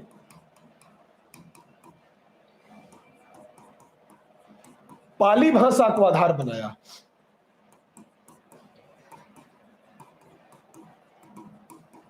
अब क्यों आधार बनाया, जरा समझेंगे। यहां पर पाली भाषा को, संस्कृत भाषा की जगह पाली भाषा को, संस्कृत को कहा गया देववाणी। संस्कृत आज भी बहुत कम लोग समझते हैं और बहुत कम लोग बोल पाते हैं। कारण भाषा की क्लिष्टता और साथ ही भाषा से कम फैमिलियर होना। अब उस कालखंड में भी हम जानते हैं कि शिक्षा का थोड़ा अभाव था, साथ ही समाज के सभी वर्गों तक संस्कृत भाषा का प्रसार नहीं था। इसीलिए बुद्ध ने आम जन की जो भाषा थी, आम जन की तत्कालीन भाषा पाली थी, और आम जन की तत्कालीन भाषा की महत्ता को समझते हुए अपने समस्त ज्ञान को पाली भाषा में दिया। दूसरा, बौद्ध धर्म में दूसरी विशेषता आपको मिलेगी, यह जाति प्रथा या वर्ण व्यवस्था का विरोधी दिखाई देगा। यह विरोधी है। ठीक, फिर तीसरी चीज देखेंगे कि हिंदू कर्मकांड विरोधी है। बलि प्रथा का विरोधी है। यानी कि बुद्ध के साथ कुछ चीजें जुड़ी हुई हैं जो पहले से कुरीतियां हैं, जो पहले से जो सामाजिक जो जड़ता की स्थिति है, कहीं ना कहीं उसी पे प्रहार करते हुए बुद्ध नजर आएंगे। अब इसके बाद हम सीधे आ जाते हैं अपने मूल चीज पर, यानी कि हम अब आ जाएंगे बौद्ध संगतियों पर, कि आखिर जो बौद्ध संगतियां हुई वो कब हुई, कितनी हुई, कहां हुई, और उनके क्या महत्व है। बार बार यूपीपीसीएस या बीपीएससी में बौद्ध संगतियों से कई बार सवाल किया गया, समय को लेकर, स्थान को लेकर, शासक को लेकर, रचना को लेकर, ये तमाम चीजें शामिल हैं प्रश्न में। साथ ही भविष्य में भी इन संगतियों से प्रोएबल क्वेश्चन के रूप में कुछ भी आपसे पूछा जा सकता है। देखिए, बौद्ध संगतियों का जब अध्ययन करते हैं तो हम 4 बौद्ध संगतियों को पाते हैं। बौद्ध संगति जैसे कि बौद्धों के द्वारा एक सभा का आयोजन, और वहां बैठकर एक विशेष बिंदु पर विचार करना, या एक विशेष चीज पर चर्चा परिचर्चा करना। अब बौद्ध संगति में जो पहली बौद्ध संगति है, ये पहली बौद्ध संगति आपको कहां दिखाई दे रही है, तो पहली बौद्ध संगति बिहार के राजगृह में हुई। कहां हुई? बिहार के राजगृह में, सप्तपर्णी गुफा में। कब हुई? तो इसको हम जानते हैं कि 483 ईस्वी पूर्व में हुई, और समिति की अध्यक्षता महाकश्यप ने किया था। जब समिति की अध्यक्षता महाकश्यप ने किया, यानी प्रथम बौद्ध संगति की, उस समय जो शासन काल था, यानी मगध का जो राज्य था, वो किसके अधीन दिखाई देता है? तो अजात शत्रु, जो कि हर्यक वंश का है। हर्यक वंश, इसको पढ़ेंगे तो इसको कहते हैं पितृहंता वंश। पितृहंता, बेटा आएगा पिताजी को साफ कर देगा, यानी कि बिंबिसार को अजात शत्रु मारेगा, अजात शत्रु को उदयन मारेगा और उदयन भी मारा जाएगा। तो देखेंगे कि पिता के द्वारा ही, पुत्र के द्वारा ही पिता की हत्या, इसीलिए पितृहंता वंश भी कहा गया है इसे। हालांकि इसका राजनीतिक इतिहास जब पढ़ेंगे तब उस समय हम लोग समझेंगे। अभी ध्यान रखेंगे कि अजात शत्रु जो हर्यक वंश का था, उसी के समय प्रथम बौद्ध संगति का आयोजन किया गया। अब इसका उद्देश्य क्या था? तो बुद्ध के उपदेशों को दो पिटकों में बांटा गया, एक था विनय पिटक और एक था सुत पिटक। जब इतिहास जानने के स्रोत जब आप पहली क्लास आप पढ़ेंगे तो वहां पे मैंने बताया है कि सुत पिटक के रचनाकार कौन है और विनय पिटक के कौन है। तो मैंने कहा था सुत पिटक आनंद और विनय पिटक उपाली। ठीक, अब जब आगे बढ़ते हैं तो द्वितीय बौद्ध संगति दिखाई देती है। तो द्वितीय बौद्ध संगति का आयोजन वैशाली में हुआ और इस संगति, जो पहली संगति 483 ईस्वी पूर्व में हुई, दूसरी संगति 383 ईस्वी पूर्व में हुई। ठीक है, और इसमें हम पाते हैं कि अध्यक्षता साबक मीर या सर्वकामिन ने द्वितीय बौद्ध संगति का क्या किया? अध्यक्षता किया। ठीक है, यानी कि द्वितीय बौद्ध संगति हम पाएंगे कि सर्व साबक मीर या सर्वकामिन के द्वारा किया गया। और किसके शासनकाल में किया गया? तो कालाशोक। कालाशोक किस वंश से है? शिशुनाग वंश से। हर्यक वंश के बाद पाटलिपुत्र पे या मगध पे कौन? शिशुनाग वंश का शासन होता है। तो कालाशोक के समय क्या होता है? द्वितीय बौद्ध संगति का आयोजन होता है। अब इस संगति में हुआ क्या? तो इसमें अनुशासन एक प्रक्रिया है बौद्धों की, तो अनुशासन को लेकर मतभेद हो गया और उसके समाधान के लिए जो बौद्ध धर्म था वो दो भागों में विभाजित हो गया। एक था अस्थावीर और दूसरा था महासांघिक। बौद्धों का पहला विभाजन, यानी कि बुद्ध धर्म में पहला विभाजन, प्रथम विभाजन के रूप में इसे देखा जाता है। ठीक, अब ऐसा नहीं, कुछ लोग देखते हैं कि नहीं, हीनयान महायान, हीनयान महायान के नाम पे चौथी बौद्ध संगति मार देते हैं कि बौद्धों का पहला विभाजन वहां दिखाई देता। बिल्कुल गलत है वो। आप जब भी सवाल पूछा गया है, ये आप उठाइएगा प्रीवियस ईयर क्वेश्चन पेपर, वहां आपको दिखाई देगा कि ये सवाल एक नहीं दो नहीं बल्कि दसियों बार आया है कि बुद्ध धर्म में या बौद्ध धर्म में पहला विभाजन किस संगति में दिखाई देता है। तो पहला विभाजन किस संगति में? दूसरे संगति में। कौन कौन उनके दो भाग थे बौद्धों के? अस्थावीर और महासांघिक। अब जब इससे आगे बढ़ते हैं तो हम देखते हैं कि तृतीय बौद्ध संगति, तृतीय बौद्ध संगति में हम पाएंगे कि इसकी जो आयोजन था, इसका आयोजन यह कहां किया गया? लगभग 251 ईस्वी पूर्व में पाटलिपुत्र में किया गया और इसमें अध्यक्ष थे मोगलीपुत्र तिस्य। मोगलीपुत्र तिस्य ने यहां पर एक ग्रंथ लिखा था, अभिधम्म पिटक। हम जब पिटक की बात करते हैं तो तीन पिटकों की बात करते हैं। मैंने बताया था पिटक का शाब्दिक अर्थ क्या होता है, तो मैंने कहा था आपको कि टोकरी। पिटक मतलब होता है टोकरी। यहाँ पे सुत पिटक, विनय पिटक, अभिधम्म पिटक, यानी बौद्ध सिद्धांतों को जब हम शुरुआत में पढ़ाए, जब उनकी पुस्तकों को जब हमने परिचय कराया है बौद्ध पुस्तकों का, तो मैंने तीन पिटकों की बात की थी। मैंने बताया कि सुत पिटक से जुड़ने वाला आनंद, विनय पिटक से उपाली और अभिधम्म पिटक मोगलीपुत्र तिस्य। और मोगलीपुत्र तिस्य ने जिस अभिधम्म पिटक की रचना की, इसमें बौद्ध के जो दार्शनिक सिद्धांत थे उन्हीं की व्याख्या की गई। कब की गई? यानी कि 251 ईस्वी पूर्व में। और उस समय शासक कौन है? अशोक। इसी संगति में सम्राट अशोक ने बौद्ध धर्म में फूट डालने वाले जितने भी तत्व थे उन पर अंकुश लगाया और बोला कि अगर कोई व्यक्ति बौद्ध धर्म में फूट डालता हुआ पाया जाएगा तो उसके साथ कठोरता से व्यवहार किया जाएगा। यहाँ पर अशोक बौद्ध धर्म के प्रति काफी चिंतित दिखाई देता है और बौद्ध धर्म में होने वाले फूटों को रोकना चाहता है। अब संघ के भेद के विरुद्ध क्या किया गया? कठोर नियम बनाए गए। उनका प्रतिपादन करके बौद्ध धर्म को अस्थायित्व प्रदान किया गया और बौद्ध ग्रंथों का अंतिम रूप से जो संपादन किया गया किस पिटक में? तीसरे पिटक यानी कि अभिधम पिटक में। रचनाकार कौन हो गए इसके? मोगलीपुत्तिस्य, यानी यहीं पर अभिधम पिटक की रचना की गई थी इस संगति के अध्यक्ष किसके द्वारा? मोगलीपुत्र तिस्य के द्वारा। अब चौथी और अंतिम, देखिए जब हमने संगति की बात की तो मैंने कहा कि पहली संगति कहां हुई? तो मैंने कहा राजगृह सप्तपर्णी गुफा। दूसरी संगति कहां हुई? तो मैंने कहा वैशाली। और तीसरी संगति कहां हुई? तो पाटलिपुत्र। लेकिन बौद्ध संगतियों में एकमात्र संगति चतुर्थ संगति है जो बिहार की सीमा से बाहर आयोजित की गई। बीपीएससी के लिए बहुत ज्यादा इंपॉर्टेंट है, याद ध्यान रखिएगा कि बीपीएससी में कई बार पूछ लेता है कि वह कौन सी बौद्ध संगति थी जो कि बिहार के सीमा से बाहर आयोजित की गई या जिसका आयोजन हुआ। चतुर्थ बौद्ध संगति कहां? कश्मीर के कुंडल वन में की गई। कश्मीर के कुंडल वन में बिहार से बाहर, बिहार क्षेत्र से बाहर इस संगति का आयोजन, ठीक है, ध्यान रखिएगा। अब समय प्रथम शताब्दी, अध्यक्ष वसुमित्र और अश्वघोष। वसुमित्र अध्यक्ष थे और अश्वघोष चतुर्थ बौद्ध संगति के उपाध्यक्ष थे।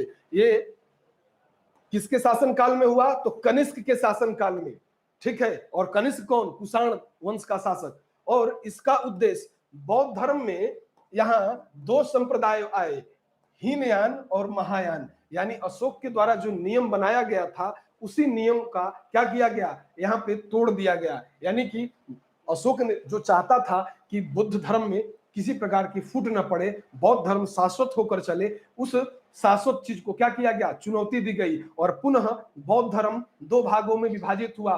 चतुर्थ बौद्ध संगति में कौन कौन? हीनयान, महायान। तो यहां हम देखेंगे कि हीनयान और महायान में विभाजित हो गया और ये चारों बौद्ध संगति यहीं पर समाप्त होती है। अब यहां पर ध्यान देना होगा कि बौद्ध की देन क्या है, बौद्ध के स्तूप कौन से प्रसिद्ध हैं और बौद्ध धर्म में अन्य चीजें जो वर्तमान में दिखाई देती हैं वो किस तरीके से हैं। देखिए, बोरोबदूर का एक बौद्ध स्तूप है जो विश्व का सबसे विशाल और अपने प्रकार का एकमात्र स्तूप का निर्माण शैलेंद्र राजाओं ने इंडोनेशिया में करवाया।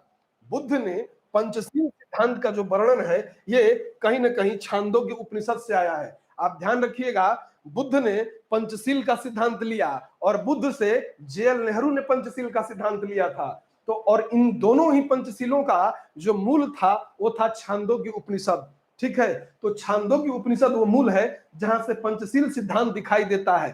पहले पंचशील के प्रणेता महात्मा बुद्ध हैं और स्वतंत्रता के बाद हम देखते हैं कि विदेश नीति में जेएल नेहरू के पंचशील शामिल हुआ। तो ये प्रभाव बुद्ध का ही था और ये इसका मूल कहाँ है? तो छांदोग्य उपनिषद है। और दूसरी चीज, हमारे पास जितने भी भारतीय परिवेश में जितने दर्शन उत्पन्न होते हैं, यानी धर्म दर्शन की जो बातें होती हैं, जो दर्शन में खंडन और मंडन की प्रक्रिया शुरू होती है, तर्क वितर्क की जो शुरुआत होती है, ये शुरुआत भी कहीं ना कहीं उपनिषदों से ही होती है। यानी भारतीय दर्शन के जो मूल हैं उन्हीं के रूप में उपनिषद हैं। तो पहली बार यहाँ ध्यान रखिएगा कि पंचशील की बात बुद्ध के द्वारा की गई और बुद्ध ने ये कहां से लिया? छांदोग्य उपनिषद से लिया। अब आगे बढ़ते हैं तो जरा सोचते हैं कि आखिर इतना बड़ा धर्म बौद्ध धर्म रहा, तो बौद्ध धर्म अगर आया भारतीय परिवेश में, साथ ही भारत की सीमा के बाहर भी गया, तो आखिर बौद्ध धर्म का योगदान क्या था? बाद के समय में आखिर कौन कौन से उसके योगदान दिखाई देते हैं जो वर्तमान परीक्षा के दृष्टि से थोड़ा प्रासंगिक है, जरा उनको समझते हैं। तो देखते हैं कि भारतीय दर्शन में तर्कशास्त्र की प्रगति बौद्ध धर्म के प्रभाव से हुई। बौद्ध दर्शन में शून्यवाद तथा विज्ञानवाद की जिन दार्शनिक पद्धतियों का उदय हुआ उसका प्रभाव शंकराचार्य पे भी पड़ा। हमने कहा था कि शंकर कहते हैं, अद्वैतवाद की बात करेंगे, कहेंगे ब्रह्म सत्यम जगत मिथ्या जीवो ब्रह्मेव नापरः, यानी ब्रह्म सत्य है, जगत मिथ्या है और जीव ब्रह्म का ही अंश है, ब्रह्म से विमुख नहीं है, ब्रह्म से अलग नहीं है। वहीं पर मैं आपको बताऊंगा कि जब शंकराचार्य को हम पढ़ेंगे तो समझेंगे कि कैसे शंकर को बाद में प्रछन्न बौद्ध कहा गया। आखिर किस आधार पे शंकराचार्य को प्रछन्न बौद्ध कहा गया है? बुद्ध के कौन कौन से वो सिद्धांत हैं जो शंकराचार्य पर भी दिखाई देते हैं और उनके सिद्धांत अद्वैतवाद में भी वो देखे जा सकते हैं। अब आगे बढ़ते हैं तो बौद्ध धर्म में जो सर्वाधिक महत्वपूर्ण देन थी वो भारतीय कला और स्थापत्य के विकास से रही। यानी कि हम पाएंगे कि इस काल में सांची का स्तूप, दूसरा भरहुत स्तूप, अमरावती स्तूप, यानी स्तूपों का निर्माण शुरू हुआ। स्तूप का जो मूल मतलब होता है उसको कहते हैं थूहा या ढेर। थूहा या ढेर। बौद्ध धर्म पहला धर्म है जिसने धार्मिक जुलूस की शुरुआत कराई थी। बुद्ध धर्म में हम जब प्रवेश करेंगे तो पाएंगे कि बौद्ध प्रथम व्यक्ति हैं जिन्हें भारतीय परिवेश में एक मानव का मूर्ति रूप में पूजा आरंभ हुआ।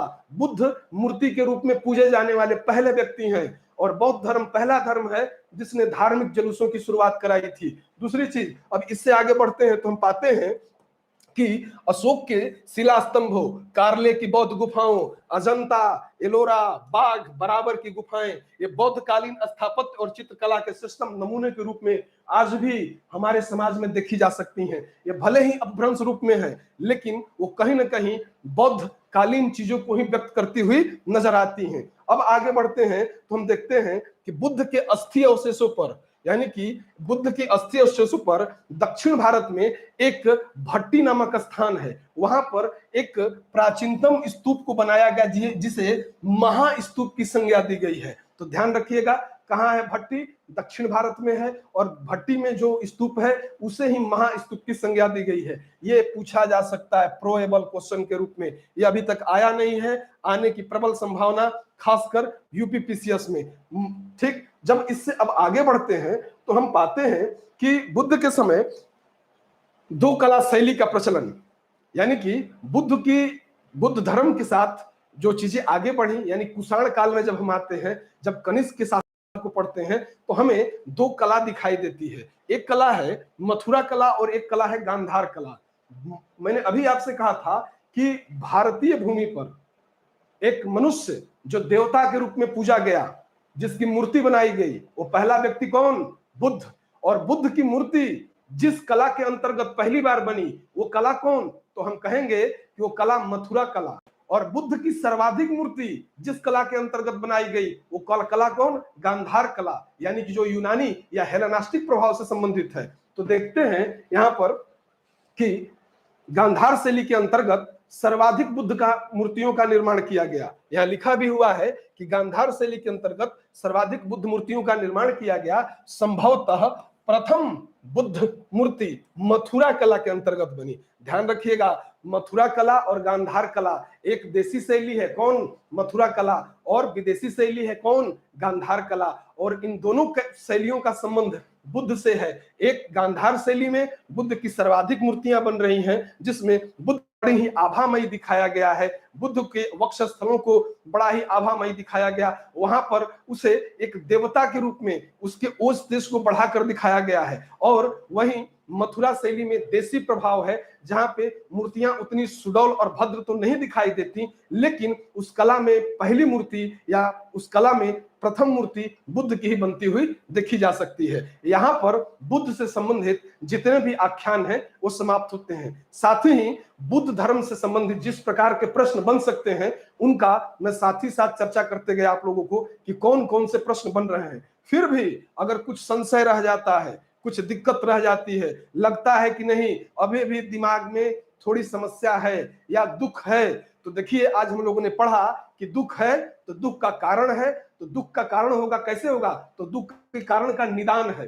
अभी बुद्ध ने बताया जो 4 आर्य सत्य के बाद हम लोग चले। ठीक है, तो अपने कारणों को, दुख के कारणों को आप हमसे शेयर करें, हमारे संस्थान से आप संपर्क करें, आप हमसे संपर्क करें या जो हमारे अन्य जो शिक्षक सहयोगी हैं उनसे संपर्क करें और अपनी समस्या, अपने दुख का निदान पाएं। ठीक है, बहुत बहुत धन्यवाद आप लोगों का बड़े ही इत्मीनान से सुनने के लिए। नमस्कार।